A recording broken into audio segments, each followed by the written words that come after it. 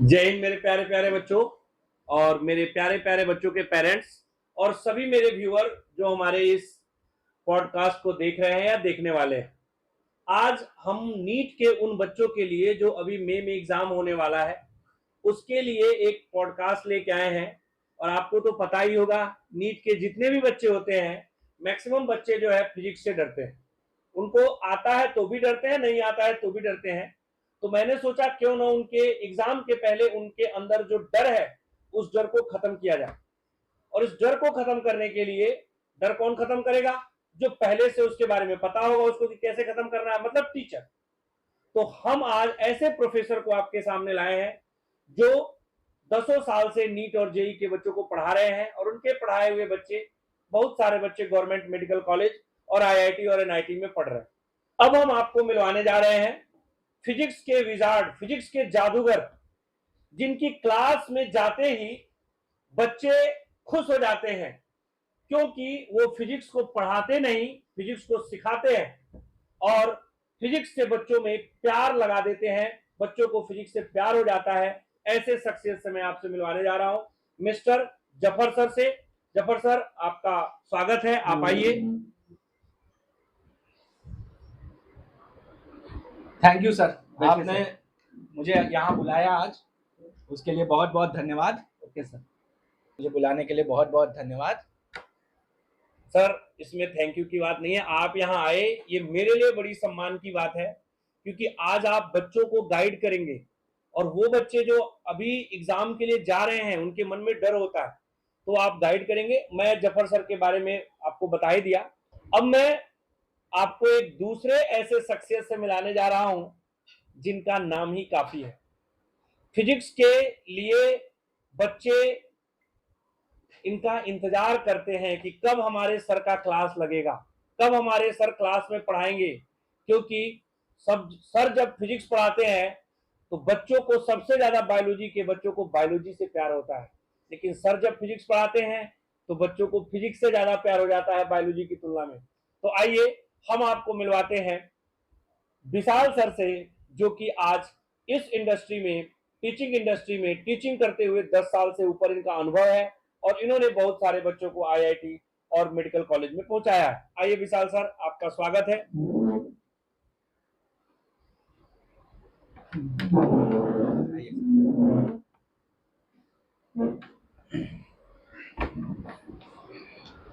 तो धन्यवाद VM sir, मुझे इस प्लेटफॉर्म पे बुलाने के लिए, देसी एजुकेटर प्लेटफॉर्म पे बुलाने के लिए। और वेलकम सर। हम और जफर सर आए, इस प्लेटफॉर्म पे आपने हमको बुलाया, इसके लिए बहुत बहुत धन्यवाद। अरे सर, आप लोग का बहुत बहुत कृपा है कि आप लोग यहाँ पे आए। ठीक है जफर सर, मैं आपसे पूछना चाहता हूँ और मैं बच्चों को बच्चे हमारे जानना चाहते हैं कि आप फिजिक्स में, क्योंकि आज प्रॉब्लम क्या है कि बच्चों को इंटरेस्ट ही नहीं आता फिजिक्स में। बच्चे परेशान रहते हैं कि फिजिक्स टफ है, प्रॉब्लम है। तो सर आपको कैसे इंटरेस्ट आया फिजिक्स पढ़ाने में? और विशाल सर आपको भी। तो पहले जफर सर आप बताएं कैसे इंटरेस्ट आया हमारे बच्चों को। मैं जब फिजिक्स पढ़ता था जी सर। बनारस में, जी सर। जेआरएस क्लासेस एक कोचिंग इंस्टीट्यूट है बनारस का, one of the most famous. जी सर। जी सर। उसने पिछले कई सालों से बहुत रैंक्स दिए हैं, बहुत बच्चे आईआईटी गए हैं वहाँ से। वहाँ पे झा सर फिजिक्स पढ़ाते हैं सर जी जी। झा सर जाने माने टीचर हैं, आप तो जानते जी ही हैं। मैं भी पढ़ा हूँ सर। आप सर भी पढ़े हैं, मैं भी सर पढ़ा अगर हूँ। जी तो उनका आशीर्वाद है जिसके कारण हम लोग फिजिक्स में इतना इंटरेस्ट डेवलप किए कि उसी को करियर बना लिया। और आज तक फिजिक्स में ऐसा इंटरेस्ट है, ऐसी क्यूरियोसिटी है, जो बच्चे जैसी क्यूरियोसिटी। कोई सवाल आज भी अगर बहुत बढ़िया आ जाए तो हम लोग मिलके ऐसे डिस्कस करते हैं कि जैसे इससे ज़्यादा इंटरेस्टिंग दुनिया की कोई चीज़ नहीं। तो इंटरेस्ट का तो यही है, बच्चों को भी मैं यही सजेस्ट करूँगा कि आप सब्जेक्ट के जितना करीब जाओगे, सब्जेक्ट आपके उतना करीब आएगा। आप सब्जेक्ट से दूर जाओगे, सब्जेक्ट भी आपसे दूर भागेगा। तो सब्जेक्ट से दोस्ती करो, फिजिक्स से दोस्ती करो, और नीट की नैया तो सर फिजिक्स से ही पार हो। Yes yes sir. तो वही जो है बच्चों का डर बना रहता है क्योंकि सिलेक्शन तो ऐसा बायोलॉजी से होगा, लेकिन जो रैंक है वो फिजिक्स ही रैंक ला के फिजिक्स से देगा। आएगी जी। यस। अब विशाल सर आप बताइए अपने बारे में, आपका इंटरेस्ट कैसे आया? सर मैं तो, जहाँ तक फिजिक्स की बात करूँ तो मैं तो फिजिक्स, मुझे एकदम, मैं 11th 12th में एकदम, मुझे एकदम फिजिक्स से डर लगता था। फिर मैं किसी तरह अपनी तैयारी को कंटिन्यू रखने के लिए 11th 12th के बाद मैं ड्रॉप आउट के लिए कोटा गया, तो कोटा में मुझे एक सर मिले, एनएमएस सर। उन्होंने मुझे मतलब फिजिक्स ऐसा मतलब सामने क्या चल रहा है, क्या चीजें हो रही हैं फिजिक्स में, ऐसा दिखा, जब पढ़ाते थे तो वो दिखता था कि ऐसा हो रहा है। मतलब तो फील उसमें लाते थे फील लाते थे, तो पता चला कि फिजिक्स में सिर्फ याद करना नहीं है, मगन नहीं करना है, चीजों को सीखना है कि एक्चुअल में हो क्या रहा है, उसके साथ लगे रहना है, उसको फील करना है कि क्या क्या चल रहा है, सवाल क्या कह रहा है, उसके साथ जूझना है। तब फिजिक्स के साथ और मजा आता है पढ़ने में। ओके, ठीक है। तो अभी तो हम लोग मान लीजिए ये आप लोग की जर्नी के बारे में थोड़ा सा, क्योंकि हम बहुत ज़्यादा इसमें डिस्कस नहीं करेंगे, क्योंकि अगर हम बात करें तो वैसे तो सर लोगों के बारे में बात करने के लिए बहुत कुछ है, लेकिन हम कभी इसके लिए पर्सनल लाइफ पे बाद में वीडियो बनाएंगे। अभी हम लोग नीट पे फोकस्ड वीडियो बना रहे हैं। तो मेरे बच्चों, अभी हम नेक्स्ट जो स्टेप, नेक्स्ट क्वेश्चन लेने वाले हैं, उसमें हमारा ये क्वेश्चन है कि सबसे बड़ा सर बच्चों का एक प्रॉब्लम होता है, अभी एग्जाम बहुत कम बचे हैं, बहुत सारे बच्चे तैयारी भी कर लिए हैं, अच्छी तैयारी होने के बाद भी बच्चों के मन में एक डर रहता है कि हम हमारा क्या होगा, अच्छा होगा कि नहीं होगा, वो चाहे वो टॉपर हो चाहे वो कम नंबर पाने वाले, सबके साथ है। तो मेरा ये क्वेश्चन है, बच्चों का ही आया हुआ क्वेश्चन है जो मैं आप लोगों से पूछ रहा हूँ कि विशाल सर आप जो है बताइए कि 11th में बच्चे जो 11th के टॉपिक हैं उसको कैसे करें और कैसे उनको करना चाहिए जिससे उनका परफॉर्मेंस बेटर हो। मैंने बच्चों से इतना कहा है कि भाई अगर तुमको नीट पिछले पिछले बार का जो पेपर है, अचानक से सडन ड्रास्टिक चेंज आया पेपर के लेवल में। Yes yes. तो अभी जो पुराना पैटर्न था उस हिसाब से उस लेवल पे तो हम नहीं जा सकते। अब हमको अपना लेवल बढ़ाना पड़ेगा, लेवल बढ़ाना पड़ेगा। हमने बच्चों से बोला कि तुमको लेवल बढ़ाना पड़ेगा, थोड़ा सा क्वेश्चन जेई मेंस के आओ, जेई मेंस के अच्छे करो, अच्छे पीवाईक्यूज करो, जेई मेंस के आए हुए उनको बार बार करो, एकदम कंटिन्यूअस करते रहो, rotational motion, centre of mass, collision, यहाँ से अच्छे टॉपिक है तुम्हारे पास, हीट एंड थर्मोडायनेमिक्स, इसका वेटेज काफ़ी अच्छा है। इन चैप्टर्स को तुमको फील करना है, क्वेश्चंस करने हैं, बार बार क्वेश्चंस करने हैं, पीवाईक्यूज को बार बार करना है, जेई मेंस के अच्छे पीवाईक्यूज को करना है, क्योंकि पिछले बार के सवाल ने, पेपर ने जो था वो एकदम ही वो बच्चे और सबको मास्टर हिला सबको के हिला रख दिया, दिया। सबको हिला दिया। सबको हिला दिया। बहुत अच्छा आपने जवाब दिया। बच्चे आप सर की बातों पे गौर करेंगे।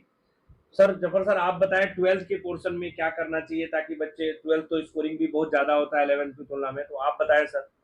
12th सर इलेक्ट्रोस्टैटिक्स और इलेक्ट्रोडायनेमिक्स और मैग्नेटिज्म, ये मेन टॉपिक्स हैं 12th के। और 12th के साथ अच्छी बात ये है सर कि आसानी से सवाल हो जाते हैं 12th के चैप्टर से। बहुत ज्यादा डिफिकल्टी लेवल, बहुत ज़्यादा डिफिकल्टी लेवल नहीं आता है। सर्किट के सवाल हो गए, इलेक्ट्रोस्टैटिक्स में चार्ज से रिलेटेड सवाल हो गए, अभी आपने रिसेंटली वीडियो बनाया था उसको, बहुत बेहतरीन वीडियो था, देखा मैंने। Thank you sir. और मैग्नेटिज्म के हो गए। इन सवालों को खूब प्रैक्टिस करना है। जैसे सर ने कहा, नीट के पीवाईक्यू के साथ साथ जेई मेंस के भी 4-5 साल के पीवाईक्यू देख के जाने हैं, लगा के रखने हैं। अभी तक नहीं भी लगाए हैं तो अभी से देख के जाना, जस्ट एक बार गो थ्रू करना है। और उसके बाद 12th में एक टॉपिक और बोला जाए तो मॉडर्न फिजिक्स, इससे भी खूब सवाल बन रहे हैं और बहुत आसान सवाल आते हैं और बहुत क्वेश्चन आते हैं, बहुत हर साल अगर देखा जाए तो 7-8 क्वेश्चन तो होते ही होते ही। हाँ, यस। तो उनके फॉर्मूले याद रख हाँ, लेने हैं बस। और सवाल उससे हो जाए। यस। तो ये 12th के स्कोरिंग टॉपिक्स हैं, इन पे थोड़ा सा अच्छे से ध्यान देंगे बच्चों तो फिर बहुत बढ़िया रिजल्ट आएगा।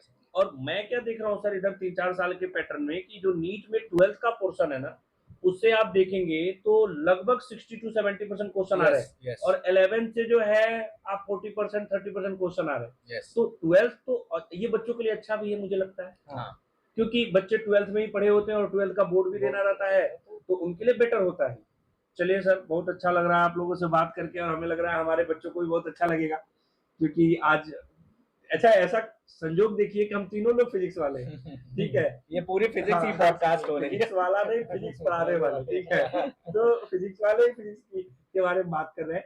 तो चलो भाई, अब सर हम ये कह रहे हैं कि अगर सर जैसे 11th के जो टॉपिक आपने बताए, थोड़ा सा मैं थोड़ा और उसको एलिबोरेट करना चाहता हूँ, थोड़ा स्पेसिफाई करना चाहता हूँ। जैसे हाँ। अगर हम बात करें तो सबसे पहले तो 11th में एक चैप्टर है जिसको लड़के बहुत ज्यादा लाइटली लेते हैं, unit and dimension. Yes sir, 2 से 3 क्वेश्चन आता ही रहा है हर साल। तो वो मिस नहीं करना है बेटा, वो एकदम मिस नहीं करना है आपको, ठीक है। डायमेंशंस तो क्वेश्चन गलत नहीं कर सकते आप, वो एकदम प्रोबेबिलिटी उसकी 0 होनी चाहिए कि वहाँ का क्वेश्चन गलत हो जाए। ठीक है, उसके बाद तो फिर हम हार्ड चैप्टर तो बाद में देखेंगे, हाँ। पहले जो इजी वाला है वो गलत नहीं होना चाहिए, वो आपको उसमें 0% प्रोबेबिलिटी गलत होने की। नेक्स्ट जो हमारा आता है वो मोशन है। हाँ। ठीक है, मोशन से 1 से 2 सवाल आते आ जाते हैं, वो बच्चे कर लेते हैं, ईज़ी रहता है, उसमें कोई ज़्यादा बहुत वाली नहीं। देन है हमारा Newton's law of motion, circular motion, ठीक है, friction, centre of mass, rotational motion. हाँ। तो ये हमारी जो मैकेनिक्स चल रही है, ये बच्चों को मतलब एकदम ऐसा डर बना रहता है, बेटा डरना नहीं है, हो जाएगा। सर तुमने 2 सर साल 1 मिनट में आपको इंटरप्ट करूंगा, डर बनने का रीजन भी है, हुँ, क्वेश्चन कहीं से घुमा देता है, और उस केस में बच्चे हैं वो, तो उनको थोड़ा सा वो हो जाता है। हाँ, जी लेकिन सर। तुमको अपनी तैयारी पे विश्वास रखना है बेटा। हाँ। अपनी तैयारी, अपनी मेहनत पे विश्वास रखना है कि कोई क्वेश्चन ऐसा नहीं जो तुमने नहीं पढ़ा है, जो तुमने नहीं सॉल्व किया, आएगा वही जो तुमने पढ़ा है और सॉल्व किया हुआ है। ठीक है? एकदम पूरा एकदम कॉन्फिडेंस रखना है अपने ऊपर कि नहीं होगा। कोई दुनिया की ताकत नहीं है तुम्हारा सिलेक्शन रोक लेगा। यस सर, बिल्कुल। तो जफर सर, हम्म, जैसा कि आपने देखा विशाल सर ने 11th के लिए कुछ स्पेसिफाई किया, एक्चुअली ऐसा नहीं है, आपको भी 11th का सब पता है, इनको भी सब 12th का पता है, लेकिन सब लोग हैं तो थोड़ा अपनी बात रखेंगे। तो इसलिए कहने का मतलब ये कि आप सर 12th के बारे में थोड़ा स्पेशलाइज बताइए कि क्या स्पेशलाइज बच्चे करें, ताकि उनके, क्योंकि वेटेज तो ज्यादा 12th का ही है, तो उसके अकॉर्डिंग क्या होना चाहिए जिससे बच्चे अच्छा कर सके सर। स्कोर को सर बूस्ट करना है, सारे बच्चे चाहते हैं कि उनका स्कोर बूस्ट हो। जी जी। तो स्कोर बूस्टर टॉपिक आपको 12th में मिलेगा मॉडर्न फिजिक्स में। Yes sir. एटॉमिक फिजिक्स है, न्यूक्लियर फिजिक्स है और सेमीकंडक्टर है। इनके फॉर्मूले हमें सिर्फ याद रख लेने हैं। जो भी फॉर्मूले एनसीईआरटी में वो फॉर्मूले याद रख लेने हैं। फॉर्मूला बेस्ड क्वेश्चन आएगा सर, Yes. हर साल आ रहा है। और सर मैं एक सेकंड इंटरप्ट करूंगा, मैंने क्या देखा है कि ये जो चैप्टर्स है ना, एनसीईआरटी बेस्ड क्वेश्चन भी इसके आते हैं पूरे फिजिक्स में, यहाँ से बाकी और जगह से तो आया बाकी ना। जगह से तो हाँ कुछ भी क्वेश्चंस आ हाँ रहे हैं, लेकिन हाँ। टफ पेपर के बावजूद पिछले साल आप देखिए तो इन टॉपिक से आसान क्वेश्चन यस थे, यस। हाईली डुएबल क्वेश्चंस थे। और एक टॉपिक और बोलूं मैं, स्कोर बूस्ट करने वाला, इलेक्ट्रोमैग्नेटिक वेव्स। Yes sir. ये बहुत ही आसान क्वेश्चंस आते हैं, पूरे चैप्टर में सिर्फ 3-4 फॉर्मूला हाँ हाँ। उससे ही सवाल बनेंगे। और सर चैप्टर भी 3 से 4 पेज 3 से 4 पेज का चैप्टर है। क्वेश्चन 2 आता है। हाँ है पूरा बच्चा साल भर इलेक्ट्रोस्टैटिक्स पढ़ रहा है, हाँ। तो उससे 4 क्वेश्चन आ रहे हैं, ये छोटा सा 4 पेज का चैप्टर है, 2 क्वेश्चन आ रहे हैं। ये भी सर सही बोले आप, ये बहुत सही पॉइंट किए बच्चों के सामने। जी सर। अच्छा सर, आप लोग के सामने मैंने देखा है पढ़ाने के दौरान बच्चों का एक क्वेश्चन होता है, बच्चे सब कुछ पढ़ लेते हैं लेकिन वो रोटेशनल मोशन का जो टॉपिक आता है वहां पे आने के बाद वो बहुत दुखी हो जाते हैं, क्योंकि अभी तक पार्टिकल का मोशन पढ़ रहे हो, तब रिजिड बॉडी का आता है तो तकलीफ होने लगती है।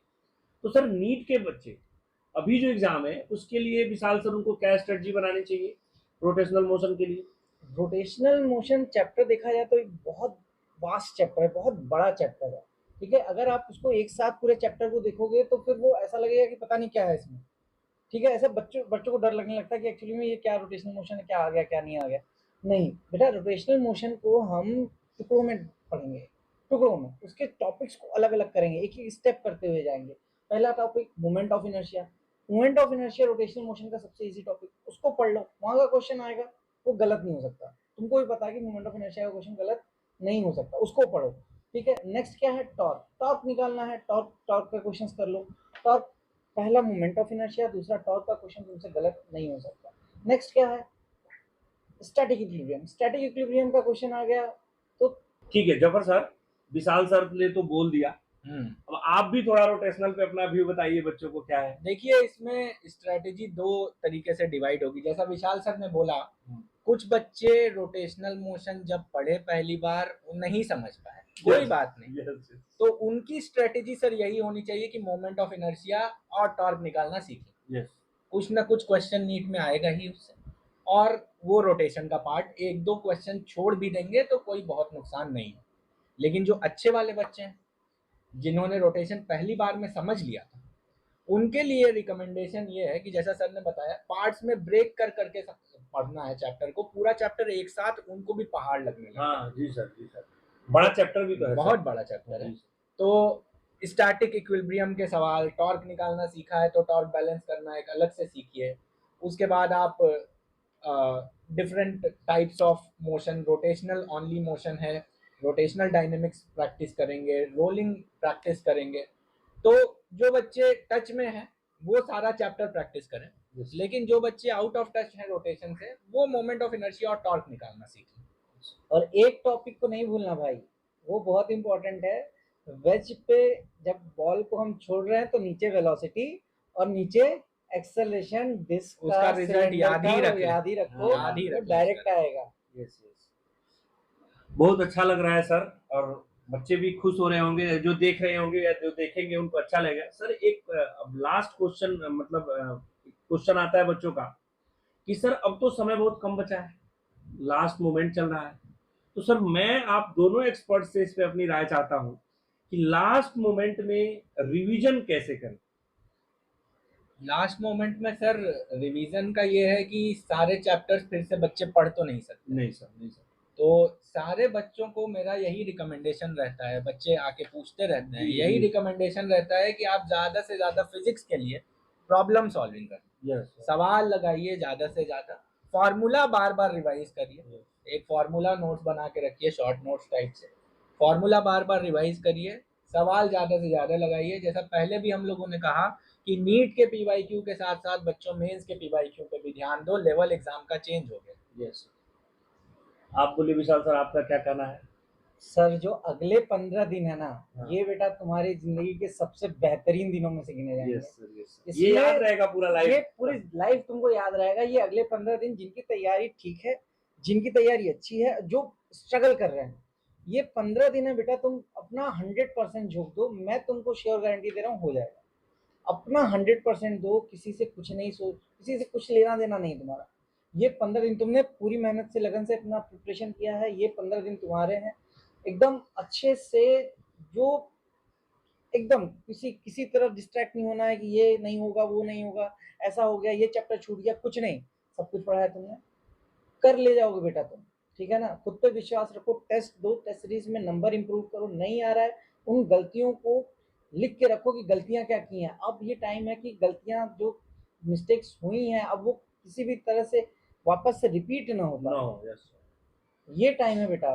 और मुझे लगता है सर कि खाने सोने सोने के और डेली वर्क करने के बाद जो भी समय बचता है सिर्फ उससे बीच में पढ़ाई पे केवल लगा। आप और बुक्स होने चाहिए, बस। आपके नोट्स होने चाहिए। अगर आप बस चाहते हैं कि मई में या जून में जो रिजल्ट आएगा उसमें आपके नाम के आगे डॉक्टर लिखा जाए और आप किसी अच्छे जीएमसी में जाके पढ़े, तो सब कुछ छोड़ना है, मोबाइल किनारे रख दीजिए। वैसे तो जो सीरियस बच्चे हैं सर, हमें नहीं लगता कि मोबाइल पे हैं, सब वो दूरी है, लेकिन लेकिन जो नहीं है उतने हाँ, सीरियस, वो भी सीरियस हो हाँ, जाए। Yes, yes. जैसा सर ने बोला ना, जो हाँ। स्ट्रगल कर रहे हैं हाँ। वो भी अभी मेहनत करेंगे करेंगे तो लाइफ टाइम उनको याद रहेगा कि कैसे उन्होंने मेहनत करी थी और कैसे सक्सेसफुल। सर अभी हम लोग वर्ल्ड कप का मैच देख रहे थे, संजू सैमसन बेचारा बैठा रहता था और मौका मिला तो चौका। सर लोग कहते हैं ना, हमारे यहाँ कहावत है, अंत भला तो सब भला। बिल्कुल बिल्कुल सर आप साल भर मेहनत किए नहीं किए इससे कोई मतलब नहीं, लास्ट वाले दिन अगर आप मेहनत करके रिजल्ट ला देते हैं तो वही होता है सर। बिल्कुल। अब ऐसा नहीं कि आपने साल भर मेहनत नहीं की बेटा, आपने किया है, चीजों को रेगुलर किया है। Yes, yes. और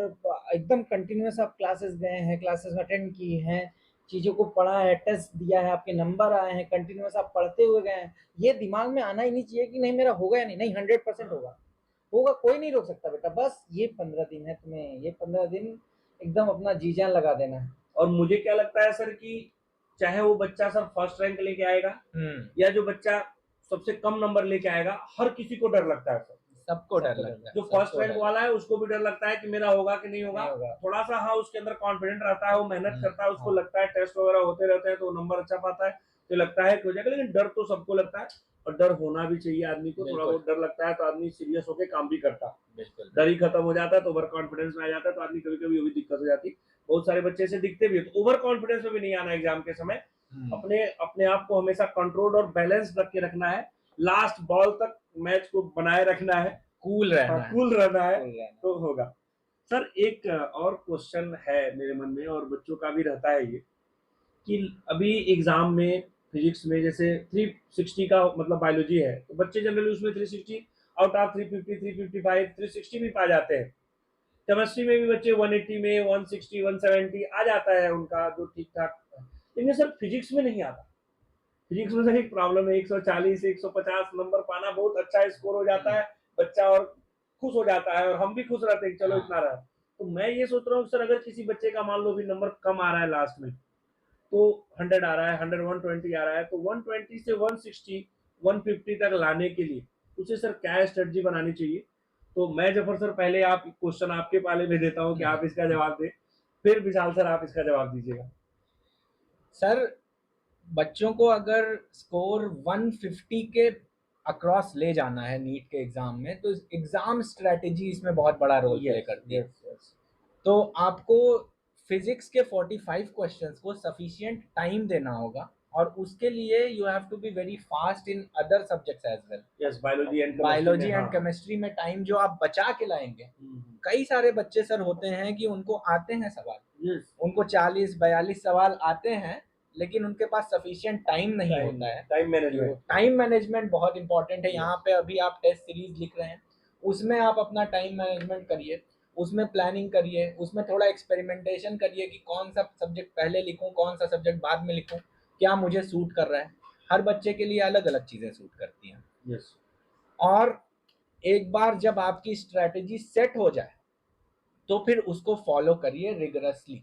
एक प्लान बना के जाइए एग्जाम में कि आपको इस तरह से एग्जाम में स्ट्रैटेजिकली परफॉर्म करना है, और वही स्ट्रेटजी पे वहां दीजिए, वही स्ट्रेटजी आपकी काम कर रही है उसी स्ट्रेटजी, ये नहीं कि वहां जाके स्ट्रेटजी चेंज कर दीजिए। बहुत सारे बच्चे नर्वस हो जाते हैं, कुछ का कुछ कर देते हैं, तो वो बिल्कुल भी नहीं करना है। पेपर टफ आया, मान लीजिए आपने स्ट्रेटजी बनाया पहले फिजिक्स करूंगा, और वहां गए पेपर ही टफ आ गया, अब देख के बेहोश हो गए आप, नहीं होना है। ठीक है, आने दीजिए उसको अपने हिसाब से। मुझे लगता है कि करना चाहिए आपको, जो होगा देखेंगे बाद में। क्यों विशाल सर, आपका क्या कहना है?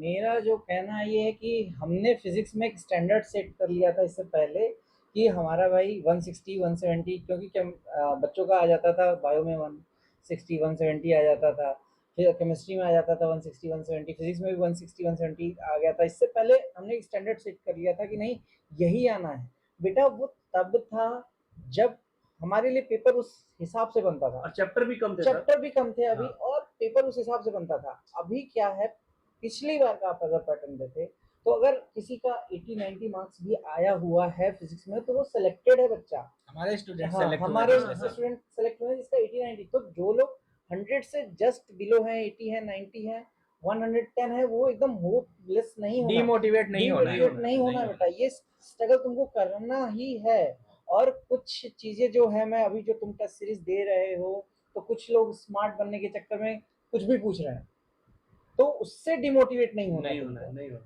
ठीक है ना? तो वो चीज अपने दिमाग में रखना बेटा कि उससे डिमोटिवेट नहीं होना है, खुद को मोटिवेट करके रखना है।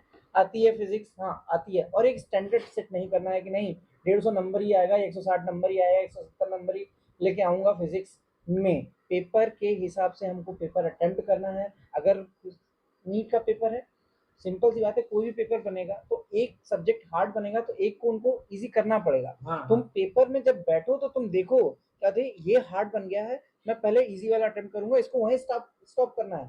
तुम्हारी स्ट्रेटजी होनी चाहिए ये कि नहीं ये बन गया हार्ड, अभी इसको स्टॉप कर दें, पहले इजी वाला करें। क्योंकि तुमने इतने पेपर दे चुके हो तो तुम्हें पता है कि क्या हार्ड है क्या इजी है, कौन सा स्ट्रेटजी से तुमको आगे जाना है। इस बात को ध्यान में रखना। ये नहीं कि नहीं मुझे फिजिक्स में 45 ही अटेम्प्ट करना है, नहीं बेटा, ये गलती नहीं करना। ये गलती भी जरूरी है। और मुझे क्या लगता है विशाल सर कि अगर पेपर टफ भी आता है तो सर 8-10 क्वेश्चन टफ होंगे, और सबके लिए होंगे, केवल आपके लिए स्पेशली तो एनटीए ने नहीं बना के दिया, सबके लिए दिया है ना। और सर मुझे एक फिजिक्स में ये भी लगता है कि जो बच्चे नीट की अगर तैयारी करने जा रहे हैं और एग्जाम लिखने जा रहे हैं, तो मुझे क्या लगता है कि अगर वो क्वेश्चन पढ़ रहे हैं तो एट द इंस्टेंट जब वो क्वेश्चन पढ़े उसी समय अंडरलाइन करते चले कि क्या दे रहा है, क्या नहीं दे रहा है, और क्या पूछा जा रहा है, ताकि जैसे ही क्वेश्चन खत्म होना वो सॉल्यूशन पे पहुंच जाए, और दिमाग में ये चलता रहे कि अच्छा ये दिया तो ये फार्मूला होना चाहिए। तो मुझे क्या लगता है कि ऐसे फिजिक्स में भी उनकी स्पीड बढ़ जाएंगी। बिल्कुल, और ये अभी करना चाहिए। आज मेरा एक बच्ची थी, उसने एक पेपर दिया, उसके 624 या कुछ 620 के अप्रॉक्स उसके मार्क्स आए थे। उसने सिर्फ पेपर में फ्रीक्वेंसी डबल नहीं दिखा, उसने सिर्फ फ्रीक्वेंसी डबल, ठीक है, उसके 5 नंबर चले गए बेटा। यही कह रहा हूँ कि बस वो देखते समय अंडरलाइन करते चलो, ताकि आपको चलता रहे। और आप ये मत सोचो कि अभी पढ़ लिया बाद में पढ़ूंगा, 3 दिन का समय नहीं है, 3 घंटे में एग्जाम लिखना भाई साहब, इसलिए सब कुछ सिस्टम से लेके आना पड़ेगा, तभी होगा। बहुत अच्छा लग रहा है, हमको भी मन तो कर रहा है कि कई घंटा तक बात किया जाए हम लोग, लेकिन बच्चे भी लास्ट के समय एग्जाम चल रहा है तो बहुत ज्यादा वो उनको भी हम नहीं चाहते हैं।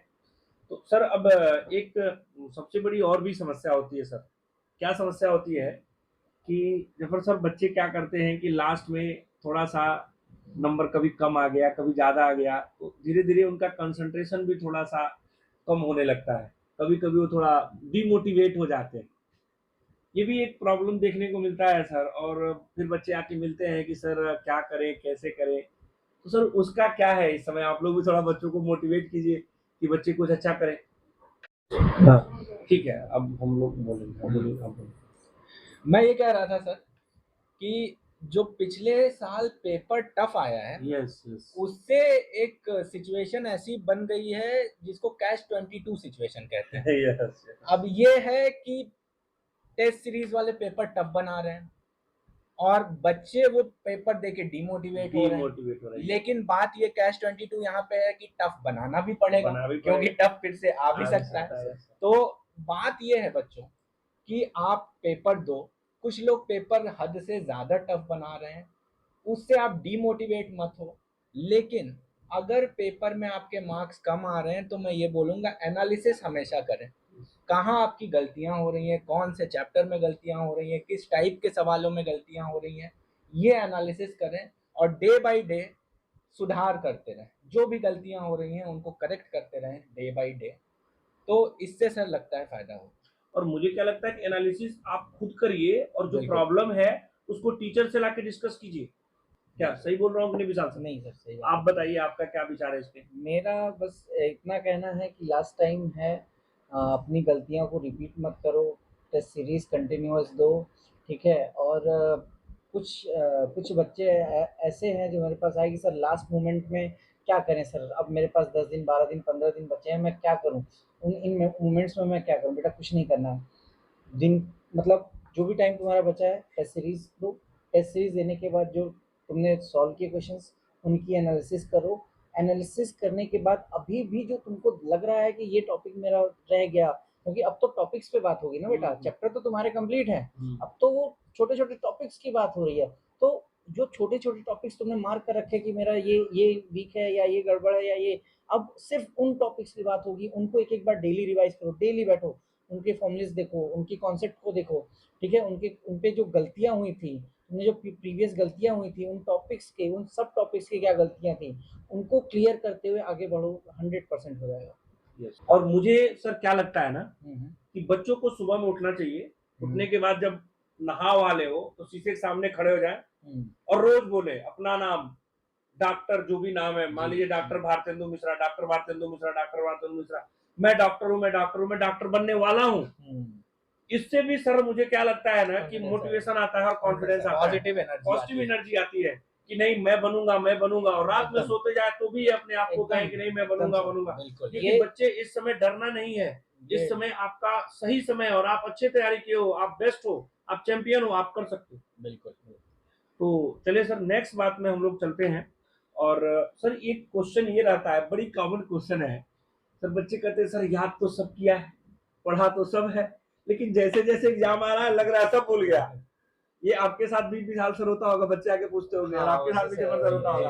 आप बच्चों को बताइए थोड़ा क्या इसका सोल्यूशन है। नहीं नहीं, ऐसा बस तुमको ऐसा फील हो रहा है बेटा कि मैं भूलते जा रहा हूँ चीजों को। एक्चुअली भूलना एक प्रोसेस है, भूलना एक प्रोसेस है। तो चीजें लर्न करोगे भूलती जाएंगी, चीजें लर्न करोगे भूलती जाएंगी, लेकिन ऐसा नहीं कि तुम भूल गए बेटा। जैसे क्वेश्चन आता है सारा का सारा, frame by frame, frame by frame, page bye page, तुमको एकदम सब कुछ याद आता है। वो जिस पेज पे तुमने क्वेश्चन किया ना, वो पेज तुम्हारे दिमाग में आता है बेटा जब तुम जब हम लोग करना शुरू करते हैं। सही करे वो हम ही पढ़ाते हैं तो देखिए ना, ऐसे लगता है गए पढ़ाने कोई देखने, बस आते गए अपने आप टॉपिक आते जाता है, आते जाता है। वो मेमोरी का हिस्सा। तो उससे एकदम डरना नहीं, वो सबके साथ होता है बेटा। ऐसा नहीं है कि तुम भूल रहे हो, कुछ नहीं भूल रहे, तुमको याद है, बस ऐसा लग रहा है तुमको कि मैं भूल रहा हूँ सब कुछ। जैसे क्वेश्चन आता है सामने, वो किस पेज पे कहाँ पे लिखा है, ऊपर लिखा है, साइड में लिखा है, कॉर्नर में लिखा है, ये भी तुमको याद आ जाता है बेटा।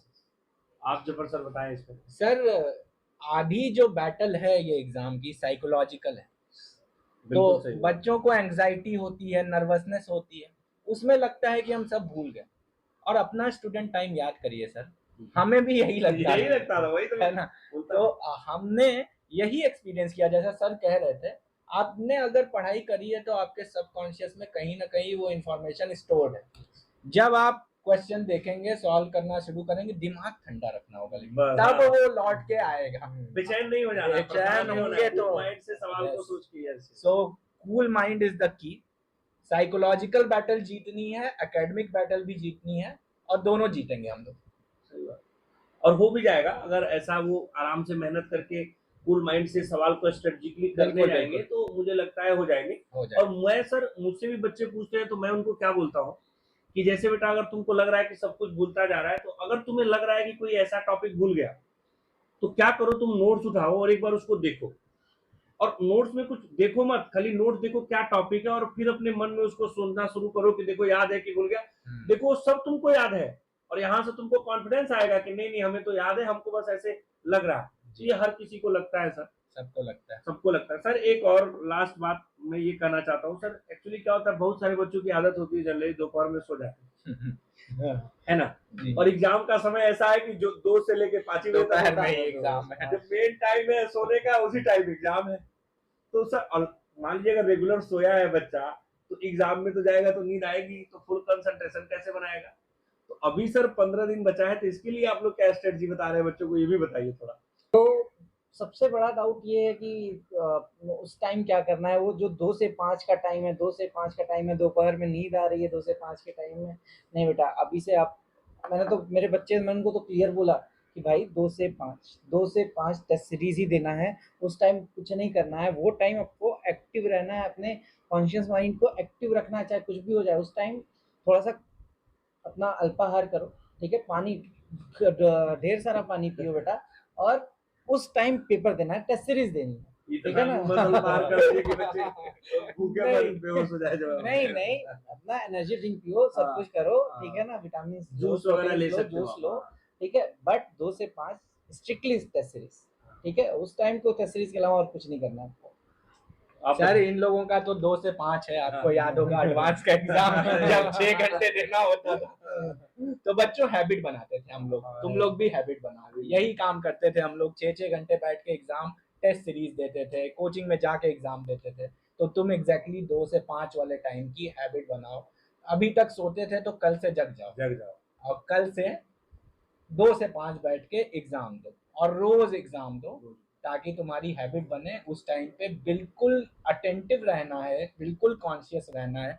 बच्चों के मार्क्स सर इस बात पे कट जाते हैं कि देखा नहीं कि इनकरेक्ट वाला मार्क्स। हाँ, ये रेशियो R1 by R2 की जगह R2 by R1, और नीट का फेवरेट है R1 by R2 नहीं पूछेंगे, R2 by R1। ये इनकरेक्ट वाला भी, which of the following are incorrect, exactly ऐसे करके। और दूसरी चीज, बबल रॉन्ग नहीं करना है, ये याद रखना। बबलिंग 20 क्वेश्चन किए कर ली, 25 क्वेश्चन किए कर ली, लास्ट के लिए कोई बबलिंग नहीं छोड़ेगा, ये याद रखना। प्रैक्टिस करनी है। मुझे लगता है कि हर लास्ट जैसे के लिए, फिजिक्स का एक बार कर लिए तो पूरा हाँ, फिजिक्स का बबल फिजिक्स कर का कर लिए, लो। तो उसमें सर थोड़ा सा इंडिविजुअल भी है, अपना आपको टेस्ट सीरीज में ये सब चीजें सॉर्ट आउट कर लेनी है ना, हाँ, कि आपका बेस्ट किस तरह से आता है। हाँ, लेकिन मैं यही कहूंगा कि लास्ट के लिए बबलिंग नहीं छोड़ना, करते जाना। 180 तो ठीक है, बबलिंग सर हाँ, छोड़ना बहुत खतरनाक है। लास्ट लास्ट के लिए तो बिल्कुल बबलिंग नहीं छोड़ सकते। आप या तो सब्जेक्ट वाइज करो या तो क्वेश्चन वाइज करो, कैसे भी करके पहले आपको बबलिंग करनी ही करनी है। सब्जेक्ट वाइज करें तो मुझे लगता है ज्यादा बेटर है, क्योंकि वो 45 क्वेश्चन 45 का कर लिए, फिर 45 का कर लिए, वैसे आप इसको खुद देख लो एग्जाम के समय, क्योंकि हमारी स्ट्रेटजी हमारे पे काम कर रही है। और ये स्ट्रेटजी जो हम बता रहे हैं बेस्ट बता रहे हैं, क्योंकि हम बच्चों को ये बताते हैं, बच्चे ऐसा करते भी हैं। लेकिन आप अपनी स्ट्रेटजी खुद भी देखो कि आप किस में कंफर्टेबल हो। लेकिन मैं ये नहीं कहूंगा कि एक क्वेश्चन करो फिर बबल करो, पता चला एक क्वेश्चन करके बबल करने में ये तुम्हारा जितना बार इसमें ज्यादा चांसेस है, OMR उठाओगे बार बार करोगे तो प्रॉब्लम है।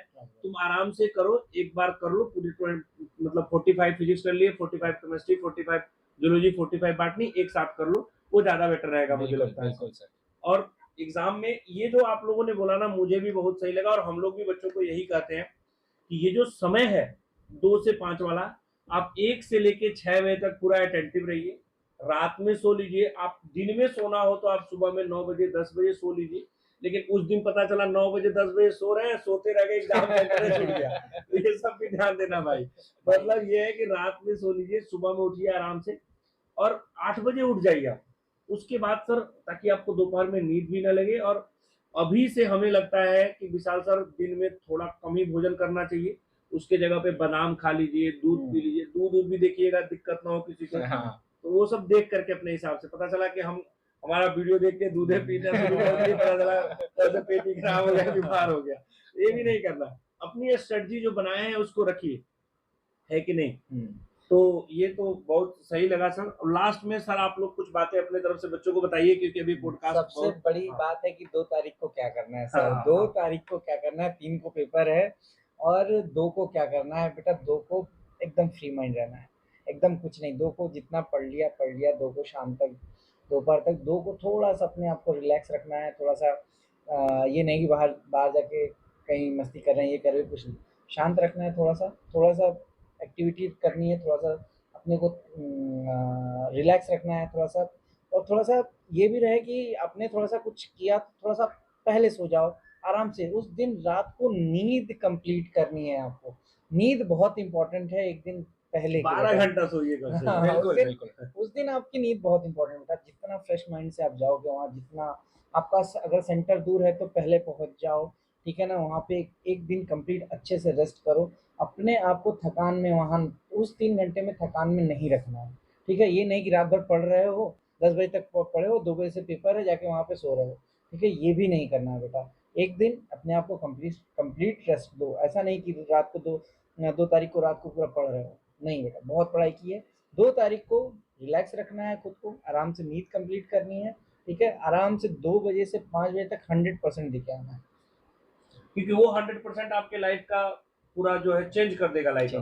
जी सर, आप बताएं सर। हाँ सर, 2 तारीख की बात जैसे कि हो रही थी, तो मैं जो खुद करता था एग्जाम के एक दिन पहले शाम में 4-5 बजे किताब कॉपी सब बंद, कुछ नहीं पढ़ना है। रख दीजिए। उसके बाद आप पढ़ के क्या बूस्ट कर लेंगे स्कोर, ये बताइए। कुछ नहीं करना है, आपने जितनी तैयारी की है वो सफिशिएंट है, उस पे कॉन्फिडेंस रखिए। 3-4 बजे किताब कॉपी बंद करिए, बढ़िया थोड़ा सा अपने माइंड को फ्रेश करने के लिए आप स्पोर्ट्स खेलते हैं तो स्पोर्ट्स खेलिए, अगर आप वॉक करना प्रेफर करते हैं, वट एवर मेक्स यू काम, what ever cools you down, do that. उसके बाद सर एक ये भी बात है कि बच्चे डरे रहते हैं एग्जाम के एक दिन पहले, तो किताब कॉपी बंद करने से मुझे लगता है कि वो डर भी कुछ हद तक, जितना आप देखेंगे कि ये फार्मूला भूल गए वो भूल गए। और 2 पंक्तियां ऐड कर दूंगा इस पे मैं कि आपने भी सुनी होंगी और बच्चों के लिए कि लहरों से डरकर नौका पार नहीं होती और मेहनत करने वालों की कभी हार नहीं होती। बेटा डरना बिल्कुल नहीं है, तुम लोग चैंपियन बच्चे हो, सब लोग बहुत अच्छा करोगे, all the best to you. और मेरा भी यही कहना है कि आप लोग जब 3 तारीख का रहे, सर लोगों ने तो बता ही दिया, रात में आप आराम से खाइए पीजिए सोइए। मैं क्या कहता हूँ कि रात में आप जब सोने जाए तो अपने घर वालों से बोलिए कि अच्छा खाना जो आपका फेवरेट खाना हो उसको घर वालों से बोलिए बनाने के लिए, या हॉस्टल में रहते हैं तो हॉस्टल से वाले से बोलिए, नहीं बोलता है तो बाहर में, लेकिन देखना है कि नुकसानदायक ना रहे। अच्छा खाइए, अच्छा खाने के बाद सोइए, सुबह में उठ के फर्स्ट क्लास नहाइए, एक सुंदर सा ड्रेस जो भी एनटीए ने नीट ने आपको बताया है, एक अच्छा सा ड्रेस पहनिए, और ड्रेस पहनने के बाद शीशे के सामने जाइए और 10 बार बोलिए कि मैं चैंपियन हूं, मैं डॉक्टर हूं, मैं करूंगा, मेरे से होगा, मेरे मम्मी पापा के जो सपने हैं मैं पूरा करूंगा, मेरे जो सपने हैं मैं पूरा करूंगा। और उसके बाद और आप ये भी बोलिए कि मुझे सब कुछ आता है, कोई ऐसा चीज नहीं जो मुझे नहीं आता। आप 10 बार बोलिए, क्योंकि जानते हैं वो 3 इडियट मूवी देखे थे ना, उसमें बोलता है ऑल इज वेल बोलना है। ये दिमाग सही में बेवकूफ है, इसको जो सुनाते हैं वही समझता है ये, तो इसको वही करना है। आप जैसा इसको सिग्नल देंगे वैसा ये सिग्नल पे काम करना शुरू करेगा। आप तो खुद ही बायोलॉजी के स्टूडेंट है, हम तो फिजिक्स के हैं, फिर भी बोल रहे हैं ये बात। तो आप करिए, अच्छा कपड़ा पहनिए, अच्छा कुछ करिए और खुश रहिए। और हो सकता है आप भगवान में विश्वास करते हैं तो आप भगवान के मंदिर में जाइए, प्रणाम भी कर सकते हैं, या घर में भी कुछ है तो प्रणाम कीजिए, अपने मम्मी पापा का आशीर्वाद लीजिए, क्योंकि ऐसा होता है अपने टीचर का आशीर्वाद लीजिए जो गुरु जी ने आपको साल भर 2 साल पढ़ाया है। क्योंकि कई बार क्या होता है बेटा, जानते हो, मेहनत तो हमारा काम करता ही है, कभी कभी लक और लोगों का आशीर्वाद भी हमारे लिए काम करता है। हम लोग पढ़ते थे सर, तो हमारे सर बोलते थे कि सिलेक्शन के लिए खाली मेहनत ही नहीं जिम्मेदार होता है, मेहनत के साथ साथ जो इन्वायरमेंट में वो भी जिम्मेदार होता है, भगवान की कृपा भी जिम्मेदार होती है, और साथ में मम्मी पापा का आशीर्वाद भी जिम्मेदार होता है, टीचर का आशीर्वाद भी जिम्मेदार होता है। तो वही मान लो सर, कई बार क्या होता है कि बच्चे बॉर्डर लाइन पे रहते हैं, एक बच्चे को एमबीबीएस मिल जाता है, एक को नहीं मिलता, तो वहां पे भगवान का नाम। अब आप सोचो, एक ही रैंक पे 720 नंबर पाने वाले, 720 में 720 नंबर पाने वाले 2 बच्चे थे, इस बार नहीं, उसके पहले वाले में सिक्का उछाल करके ट्रांस हो गया, एक फर्स्ट आ गया, एक सेकंड आ गया। तो वहां भगवान की का जो है कृपा और लक काम करता है। तो मेरे कहने के हिसाब से आप इन सभी चीजों पे ध्यान दीजिए। ये लोग तो कहते ही हैं कि दवा और दुआ दोनों की जरूरत है, तो ये तो मेडिकल प्रोफेशन में फेमस है। दुआ भी लीजिए, मम्मी पापा का आशीर्वाद लीजिए, बड़े बुजुर्ग का आशीर्वाद लीजिए और खूब मेहनत कीजिए। जितना समय बचा है, आप चैंपियन हैं और आप कर जाएंगे। हम चाहते हैं कि आप डॉक्टर बने, और जो भी बच्चे इस वीडियो को देख रहे हैं हमारे, या देखें या पेरेंट्स देखें, अगर नीट के एग्जाम होने के बाद आपके बच्चे का सिलेक्शन होता है, तो हम चाहेंगे कि आप एक बार जरूर कमेंट करें हमारे वीडियो पे और बोलें, या अभी भी अगर आप देखे हो और आपको अच्छा लगे तो आप एक बार जरूर कमेंट करें और बताएं कि आपको क्या इसमें अच्छा लगा, इस हमारी स्ट्रेटजी से आपको क्या फायदा हुआ, क्या नहीं हुआ। और हम लोग ऐसे ही वीडियो बनाते रहेंगे, बातें करते रहेंगे। और आप हमारे चैनल को सब्सक्राइब भी करना चाहें तो कर सकते हैं, इसमें कुछ लगता तो है नहीं आपका। Thank you. जय हिंद, जय भारत, जय महाराष्ट्र। सर आप लोग भी बोल दीजिए बच्चों को जो है जय हिंद। Thank you. जय हिंद, जय भारत, जय महाराष्ट्र।